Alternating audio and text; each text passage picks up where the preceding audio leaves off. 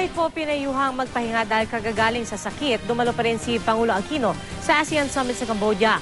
Lain daw niyang isulong ang posisyon ng Pilipinas sa pinag-aagawang teritoryo sa West Philippine Sea. Nakatutok si Julius Segovia. Si Cambodian Prime Minister Hun Sen at kanyang may bahay ang sumalubong sa mga leader ng 10-member countries sa opening ceremony ng 21st ASEAN Summit sa Phnom Penh. Sa arrival honors, nahuli ng 10 minuto si Pangulong Noynoy Aquino. Umiinom pa ng gamot ang Pangulo matapos trangkasuhin at atakihin ng allergic rhinitis noong Huwebes. Pinayuhan siya ng doktor ng bed rest pero I know some people are asking why is he forcing it. The President has 10 opportunities to speak in this forum.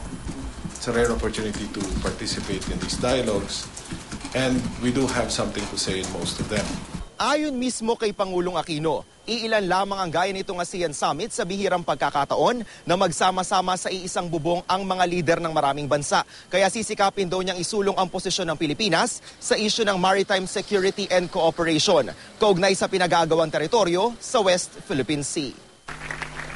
Sinagundahan naman ng ibang member country gaya ng Indonesia, Vietnam at Singapore ang posisyon ng Pilipinas sa seguridad at kalayaan sa paglalayag, paglaban sa pamimirata at pagpanatili ng kapayapaan sa mga dagat ng Timog Silangang Asya.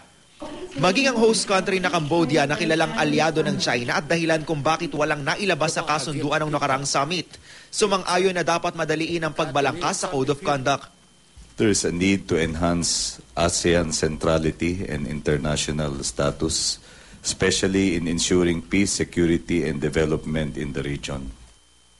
Nilagdaan na rin ang ASEAN Human Rights Declaration kung saan isinulong ni Aquino ang kapakanan ng mga Pilipinong nagtatrabaho sa rehiyon.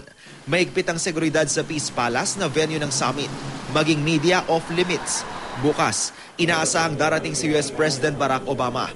Malaki raw ang maitutulong ni Obama para matuldukan ang iringan at magkaroon ng pagkakaisa sa rehiyon. Mula sa Phnom Penh, Cambodia, Julius Segovia, Nakatutok, 24 Oras.